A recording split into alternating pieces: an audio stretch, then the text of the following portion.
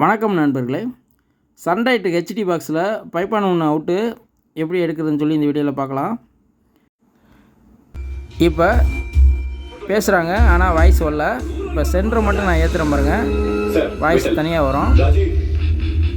இப்போ குறைக்கிறேன், இப்போ வாய்ஸு கட்டாப் ஆயிடுச்சு பாருங்கள். இப்போ இது ஒரிஜினல் டால்பி டிஜிட்டல் ஃபங்க்ஷன் ஆகிக்கிட்டு இருக்கு.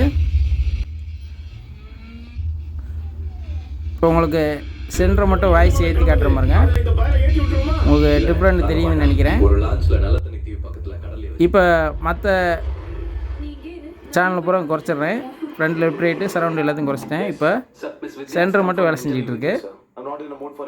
இப்போ வாய்ஸ் கிளியராக வருதுன்னு பாருங்கள். இந்த செட்டப் பாக்ஸில் தான் நான் இப்போ லைன் எடுத்திருக்கேன்.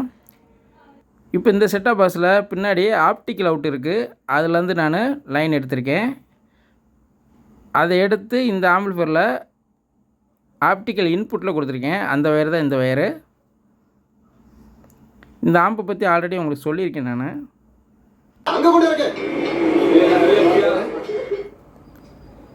இப்போ ஃப்ரண்ட் லெஃப்ட் ரைட் வைக்கிறேன், அடுத்து சரவுண்ட் வைக்கிறேன், அடுத்து சென்டர் வைக்கிறேன், இப்போ சப்போர்ட் வைக்கிறேன். இப்போ தனித்தனி ஆடியோ உங்களுக்கு பிரியிறது உங்களுக்கு தெரியுதுன்னு நினைக்கிறேன்.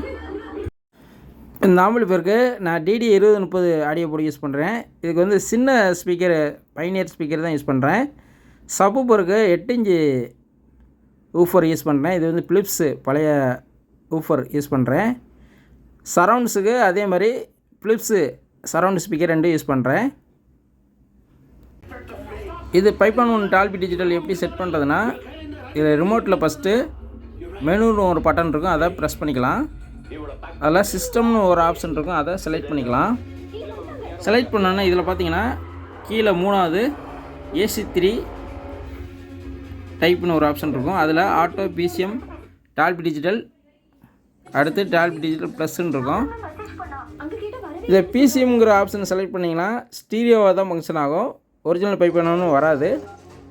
அதுக்கு என்ன செய்யணும்னா இதுலேயே அடுத்த ஆப்ஷன் இருக்கும் பாருங்கள், நான் காட்டுறேன்.